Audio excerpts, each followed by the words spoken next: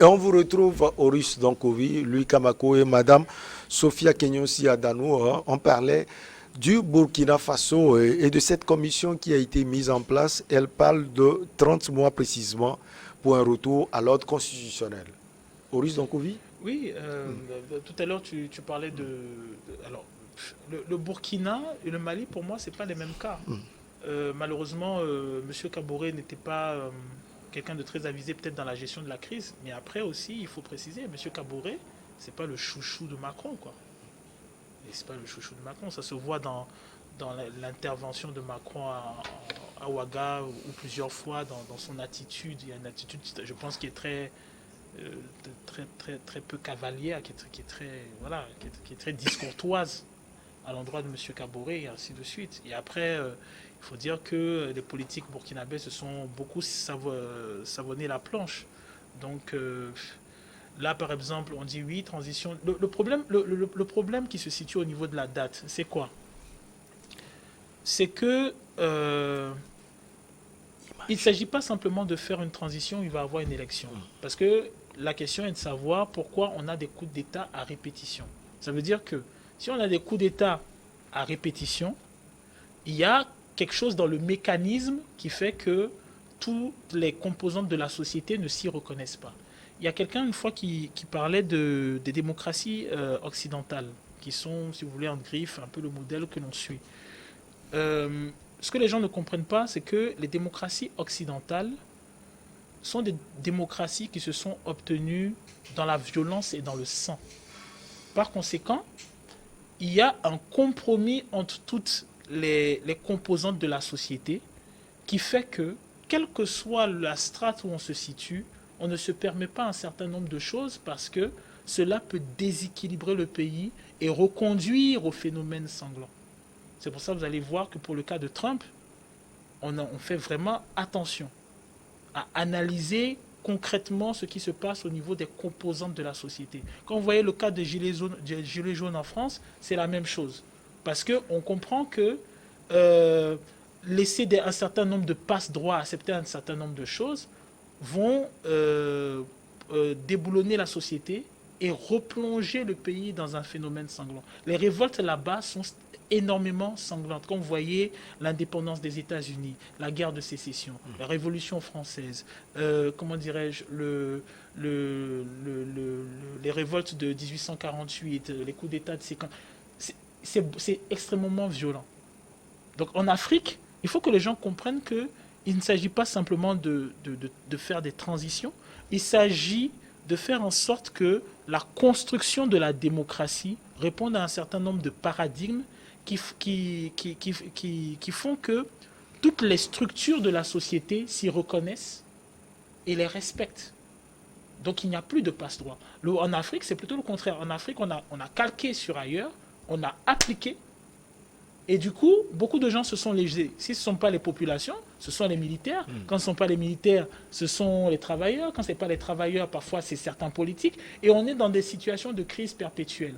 Là, par exemple, le Burkina peut effectivement organiser ses élections au bout de 2 ans et demi, 3 ans, mais rien ne garantit qu'il n'y aura pas de coup d'État 2 ans, 3 ans après, parce qu'on n'aura pas touché c'est comme ça, le Mali peut organiser les élections après 5 ans aussi. 5 ans aussi, on peut avoir des coups d'État. Mais je suis tout à fait d'accord avec toi. C'est-à-dire, si le Mali ne traite pas le problème de fond, qui est celui de la structuration de son économie, de sa politique, de la gestion des populations, de l'éducation au peuple et ainsi de suite, le Mali retombera dans la crise. Par exemple, là, ce que vous avez au niveau des coups d'État, c'est parce qu'à un moment, les gens s'aperçoivent, vous avez tout un débat autour de ça, vous allez vous apercevoir que dès les années 90, on a parlé de démocratisation, 30 ans après, ça ne marche pas, donc on recommence avec les coups d'État, on va recommencer même peut-être avec des dictatures, et si ça ne marche pas, on va revenir encore à un processus et cela sera perpétuel tant qu'on n'aura pas trouvé le modèle, la structuration dans laquelle on se reconnaît et qui est garante de nos droits et de nos devoirs. Alors, madame, vous pensez que d'ici 30 mois, on trouvera ce modèle au Burkina Faso? Le modèle de démocratie? Oui.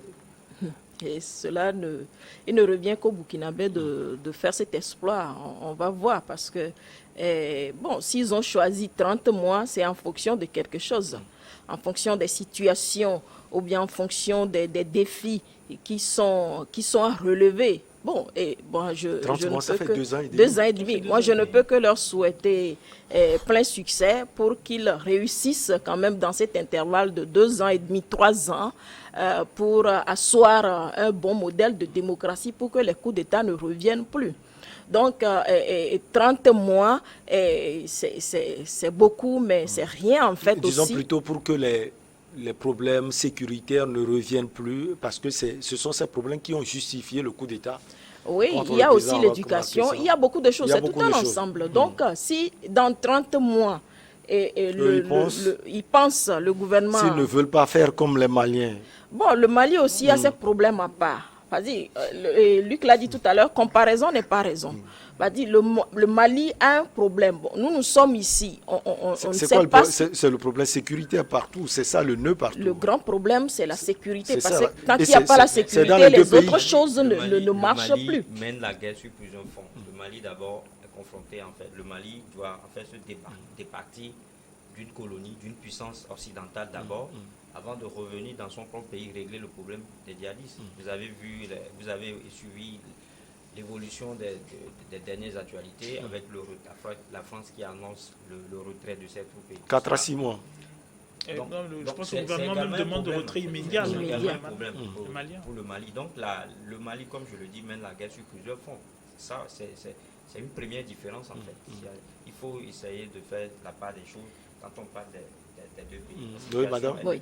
Bon, pour le moment, la position du président de la République burkinabé n'est pas encore claire, moi, à mon niveau. Bon, il est pour quel bloc? Excusez-moi d'utiliser ce terme-là. C'est pas encore clair. Et bon, je crois que peut-être qu'avec son agenda, on va voir effectivement qui il est, quel est le visage, quel est cet homme-là. Il est gentil. Bon, il est gentil, c'est... Bon, tout le monde est gentil et tout le monde ne l'est pas, quelque part. Visiblement, vous n'aimez pas les gens gentils. Bon, non, c'est ça qui est mieux, non? C'est que c'est comme... On ne peut pas être gentil aussi totalement. On a aussi l'autre côté aussi. Qui disait que non, mais oui, donc, quand tu arranges l'autre, on peut te donner, voilà, même l'Académie française, tout ça, on peut te donner, tu es gentil. Donc, dans 30 mois, je ne peux que leur souhaiter bon vent et plein succès pour qu'ils réussissent à résoudre leurs problèmes endogènes. Et faire face sérieusement au terrorisme, au djihadisme, et les problèmes éducatifs, les problèmes sociaux, le développement et tout. Moi, je ne peux que saluer ça. Maintenant, est-ce que la CEDEAO va sanctionner? Parce que je me suis posé cette question parce que c'est 2 ans et demi. Ce n'est pas 18 mois. On ne sanctionne pas les gentils. Voilà, on ne sanctionne pas les gentils. Bon, donc, est-ce que... c'est comme ça, même à la maison. Quand un enfant est gentil, madame, vous avez 2 enfants au moins, il y a un qui est très gentil, vous n'arrivez pas à le sanctionner. Souvent, on croit que celui qui n'est pas gentil et fait quelque chose de grave, alors que c'est à lui qu'on doit accorder plus de trucs, d'attention pour l'écouter, voir... Pourquoi? Il faut le comprendre. Si j'ai un enfant gentil, il est gentil. Bon, je l'aime. Mais l'autre qui n'est pas gentil. Donc, ce qui veut dire il faut dire, toi, tu es... Mais à chaque fois que je vais lui dire, tu n'es pas gentil, il va s'enfoncer dans ça. Il ne va pas être gentil. Il faut que je l'écoute, je l'oriente, l'entourer d'affection pour qu'il devienne aussi gentil, comme vous voulez, vous prétendez le dire, pardon. Donc, du coup, le Burkina n'a qu'à commencer, on va voir, et accordons-leur quelques temps pour voir vraiment ce que ça va donner. On va quitter Ouagadougou pour Lomé, russe. Il est gentil. Lors de son dernier conseil des ministres, c'était mercredi 23 février 2022, l'exécutif togolais a marqué de nouvelles avancées dans la réforme de la réglementation du travail au Togo, ceci à travers l'adoption de 2 projets, dont un premier relatif au syndicat professionnel et l'autre au droit de grève sur le territoire. Alors, Louis Kamako, rédacteur en chef de Togo Breaking News, vous avez écrit cet article aussi. Qu'est-ce que le gouvernement a dit concrètement? Aidez-nous. Oui, ce que le gouvernement a dit, je crois que vous l'avez dit, parce que la décision, c'est un projet de loi qui a été pris en conseil des ministres. Et donc l'objectif, c'est d'actualiser, clarifier, consolider la réglementation en matière de représentativité des syndicats professionnels et de gestion des conflits collectifs de travail. Ça veut dire qu'aujourd'hui, on veut encore assainir le secteur des syndicats. Ne parlera plus au nom des travailleurs du Togo, n'importe qui, pour désormais prendre la parole et se prononcer sur les droits de grève ou bien défendre, par exemple, un travailleur. Il faut que toi-même, tu aies la représentativité. Et donc, le projet de loi définit en fait les conditions de représentativité des syndicats. Ça veut dire tout simplement que le code de la loi, la loi sur le code du travail va encore retoucher. Ça va être la deuxième fois parce que la loi a été votée en décembre 2020. Il n'a jamais été mis en application, on l'a retouché. Et donc avec ce nouveau projet de loi, cette loi va encore retoucher et on verra que les choses se feront également autrement en matière de gestion et de prévention des droits de grève au Togo. Oui, allez-y. Ouais, aujourd'hui, quand vous voyez, c'est vrai qu'il y a tout un pléthore de syndicats, d'organisations syndicales. Beaucoup sont affiliés à la synergie des travailleurs du Togo. Et par moments, ça pose problème au gouvernement quand il s'agit de négocier, quand il s'agit de prendre des décisions, parce que tout le monde estime qu'il doit se retrouver autour de la table de négociation. Donc je crois qu'avec le gouvernement a vu tout cela, et avec ce nouveau projet de loi, le secteur sera bien assaini.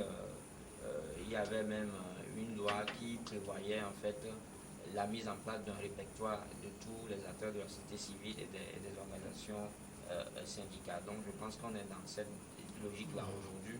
Mais ce qu'il faut rapidement dire, peut-être que je pourrais revenir si le débat le demandait, c'est qu'on constate juste que nous avons un gouvernement qui n'est pas dans l'action mais qui est dans la réaction. Je le dis parce qu'on a pu juste essayer d'analyser un peu ce qui a pu amener le gouvernement à prendre ce projet de loi. C'est juste parce que tout récemment, en fait ce que je dis n'engage que moi, c'est ma vision, en fait c'est mon point de vue, ça peut être erroné.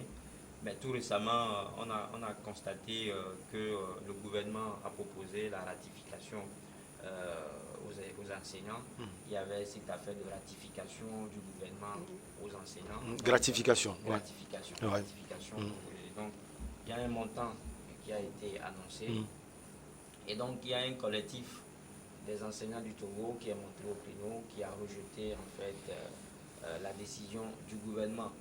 Et donc, ce collectif-là n'était pas à la table de discussion parce qu'il y avait un accord qui a été signé entre le gouvernement et les acteurs du monde éducatif. Donc le collectif là n'était pas présent aux négociations. Et donc à un moment donné, il est sorti de la tête du lot pour justement remettre en cause cet accord. Donc le gouvernement aujourd'hui a juste constaté que s'il faut continuer comme ça, il y a toujours péril à lendemain. Il faut donner en fait la primeur, il faut donner la parole en fait à des syndicats qui ont une représentativité pour se prononcer sur de telles situations. Donc, je crois, à mon avis, comme je le dis, et que l'analyse là, ça n'engage que moi. Ça peut être faux, ça peut être erroné. Je crois que c'est ce qui a mené aujourd'hui ce gouvernement en fait à prendre ce projet de décret qui certainement va passer comme une lettre à la poste parce que on connaît aujourd'hui la configuration de notre Assemblée nationale, une Assemblée nationale qui est acquise en fait à la cour du gouvernement. Tout à fait. Le gouvernement a la majorité au Parlement avec quelques députés de l'opposition et les députés également indépendants qui ont une connotation que nous savons tous. Donc je crois que c'est comme ça et l'Assemblée va certainement se pencher sur ce projet de loi là très rapidement à la prochaine rentrée parlementaire. Alors, madame, vous avez beaucoup écouté Lucas Mako et c'est normal. Il a écrit un article sur cela. Vos points de vue? Bon, le gouvernement a fait, à son conseil de ministres, la fois passée, a fait ce projet de loi et c'est pas pour rien. Bon, comme il a dit tout à l'heure, C'est pourquoi? Bon, quelque part, quand de telles choses sortent, on analyse un peu, on voit qu'il y a un côté qui arrange le gouvernement, excusez-moi de le dire comme ça, et c'est par rapport à tout ce qui s'est passé avec le corps enseignant, Ouais. comme l'a dit tout à l'heure le truc là. Sinon, en fait... On veut avoir un seul interlocuteur en face.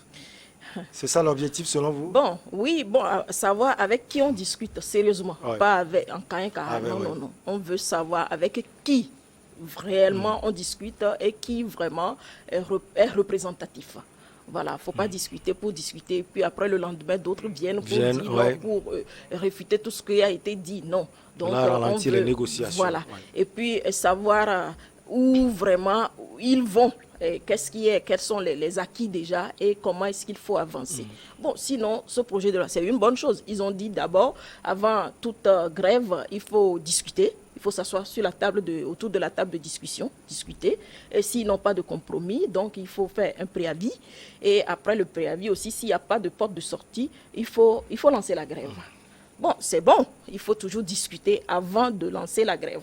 Mais moi, je me dis, et puis bon, même si la grève démarre, il faut maintenir un minimum de service quand même, voilà, pour faire tourner quand même le service. Ne pas aller... non, non. Donc, c'est bon. Bon, si jamais ils discutaient et que le patronat ne cède pas et le service minimum est maintenu, quelle sera leur issue? Ils ont quelle arme pour avancer?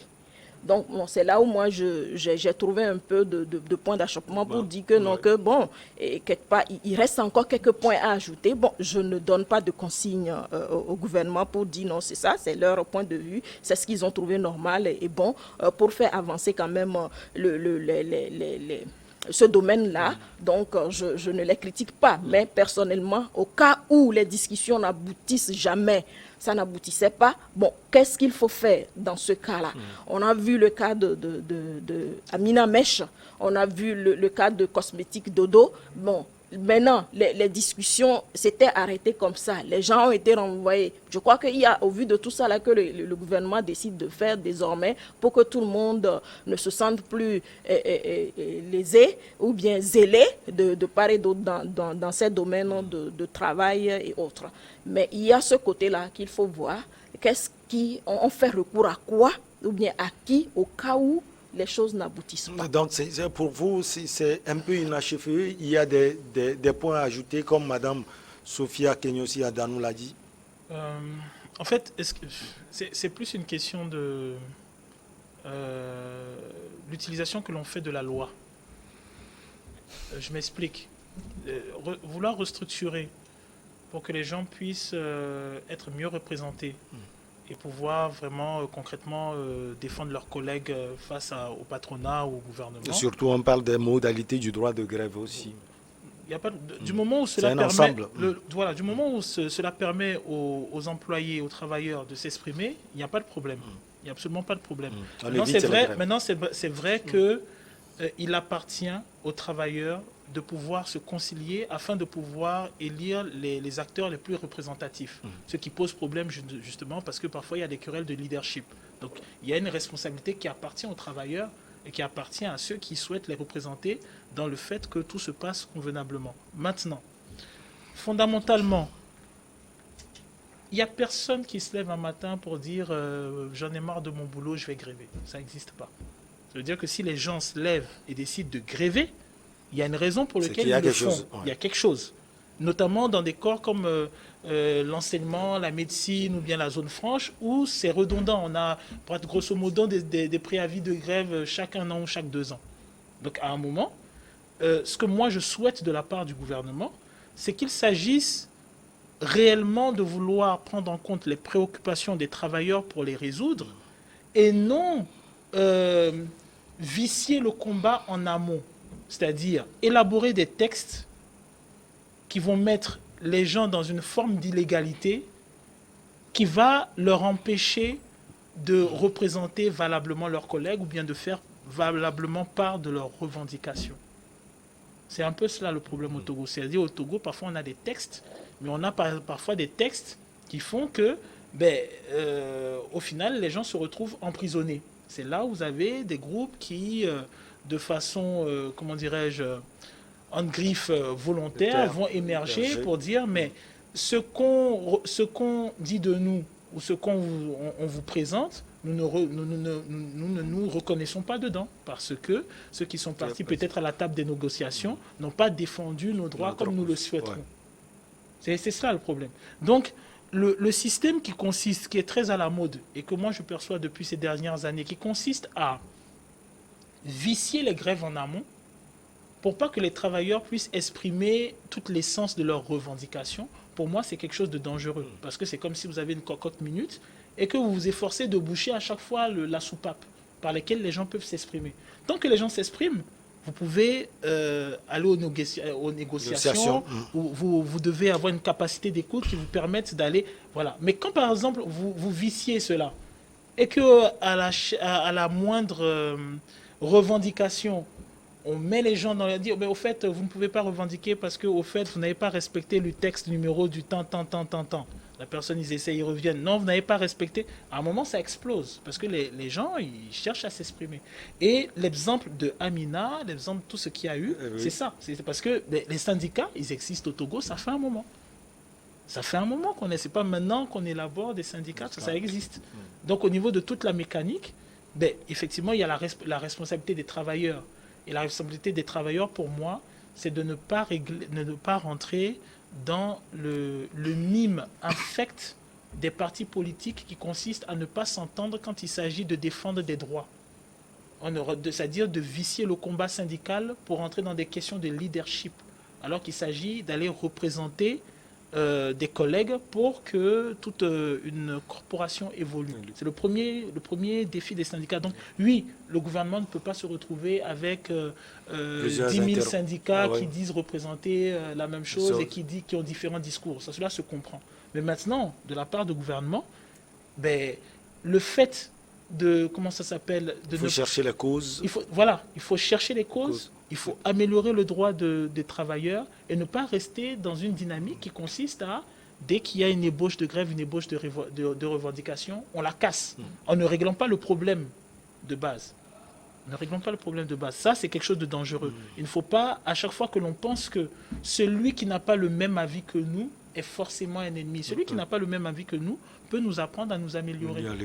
Alors, je vais vous lire cette partie. Louis Kamako, vous allez nous permettre de bien la comprendre. Le nouveau texte, s'il réaffirme le principe de la liberté d'exercice du droit de grève, indique que certaines modalités liées au préavis aux négociations préalables, comme l'impératif de la discussion entre les différentes parties prenantes, doivent être observées avant et même pendant les grèves. Oui, ça veut dire que la priorité sera donnée en fait aux discussions. Quand vous lancez un préavis de grève, si le préavis de grève est lancé contre le gouvernement, on va essayer de rentrer en contact avec vous et le gouvernement va discuter d'abord. C'est-à-dire que, comme je le dis, l'accent sera mis beaucoup sur la discussion. Il faut discuter d'abord avant de... Si les solutions, si les deux parties ne sont pas d'accord, alors la grève peut prendre corps. Donc c'est ça aujourd'hui. Mais quand vous voyez, c'est vrai que le gouvernement a dit que le droit de grève est garanti. Mais c'est le gouvernement qui prend un tel projet de loi et c'est normal qu'il le défende. Mais aujourd'hui, quand vous lisez entre les lignes, vous allez juste constater qu'il y a cette envie-là, il y a cette velléité de constatation de tous les mouvements. Et le gouvernement, honnêtement, sans savoir a toujours dit qu'il n'y aura plus un 19 août bis. Donc ça veut dire qu'aujourd'hui, on est en train de poser les garde-fous n'importe où et n'importe comment. Donc, quand aujourd'hui, vous voyez la situation que vit aujourd'hui la presse togolaise, où beaucoup de journalistes sont emprisonnés, sont embastillés, quand vous regardez le code de la presse, c'est quelque chose qui est légitime, c'est quelque chose ça dit que c'est ce que prévoient les tests. Donc, le gouvernement, il est dans son plein droit. On veut justement avoir un État démocratique basé sur le respect des textes. Ouais. Et donc, puisque le gouvernement, je le disais tout à l'heure, a un Parlement qui est acquis à sa cause, les lois, il les propose, et puis ça se vote. passe. Et donc, quand il agit dans la légitimité et dans la légalité. Donc, c'est de ça qu'il s'agit aujourd'hui. Et il faut savoir que ça craint l'avenir. Bon, c'est vrai Quand on veut respecter les choses, ça craint. oui, ça craint. Parce Si que les gens ne s'y reconnaissent pas. il faut donner l'opportunité aux gens d'exprimer librement ce qu'ils ressentent. Il faut que les gens expriment leur frustration. Quelqu'un l'a dit, s'il y a un mouvement de grève, c'est forcément parce qu'il y a quelque chose qui ne va pas ailleurs. Et donc, c'est des choses en réalité qui rendent service au gouvernement et qui rendent même service en fait à l'employeur. Quand il y a des gens qui manifestent, ils réclament des meilleures conditions de travail, par exemple. Quand ils sont mis dans des meilleures conditions de travail, est-ce que ça aura des répercussions sur le résultat de l'entreprise? Donc il va falloir qu'on y aille. C'est vrai que le gouvernement aussi craint que le pays n'ait pas une réputation de pays où il y a trop de grèves. De grèves. Ah ouais, mais là, c'est tard. Il y a beaucoup de grèves. Bon élève. Je vais juste peut-être citer cet exemple-là pour ceux Allez-y, qui ne ouais. connaissent pas dans ce qui se passe dans le secteur de l'Union nationale des transporteurs du Togo, Ouais. où il y a des membres de ce syndicat-là qui accusent le président en fait de vouloir violer les têtes, de vouloir violer les statuts et qui même prévoit des manifestations dans le jour à venir. Je pense que c'est des choses en fait à déplorer parce que aujourd'hui, comme je le disais, ils accusent le président en fait de vouloir placer son nom au prochain congrès de l'Union. Mais quand vous lisez bien les statuts, quand vous lisez bien ce qui a été dit, vous allez juste constater qu'il y a même un principe de rotation de la présidence de l'UNATROP qui a été instauré en 2012 et que ce principe-là a été entériné tout récemment en mai 2021. Donc, les précédents présidents de l'UNATROP étaient de la région maritime, de la région des Savanes et puis de la région l'actuel qui est là, il est de la région de la Kara. L'UNATROP, c'est le syndicat national des transporteurs du Togo. Donc automatiquement, le prochain syndicat ou bien le prochain président de l'UNATROP doit être de la région des plateaux. Donc il va falloir que les gens attendent d'abord pour que si le président qui vient ne vient pas de cette région-là, qu'il commence par accuser M. Ama. Donc je pense que quelque part c'est une loi qui arrange, mais quelque part qui dérange aussi. Merci beaucoup à vous. Peut-être qu'on aura le temps pour pouvoir parler de ce sujet de l'UNATROP également. Merci Louis Kamako, vous êtes rédacteur en chef de Togo Breaking News. Merci également à l'éternel Horus Donkovi, activiste panafricain. Madame Sophia Kenyonsia Danou, merci à vous. Vous êtes sociologue, analyste politique. On se retrouve la semaine prochaine, vendredi prochain, toujours avec le même plaisir. Allez, merci également à vous. On est toujours ensemble. Excellent week-end à vous tous. Merci.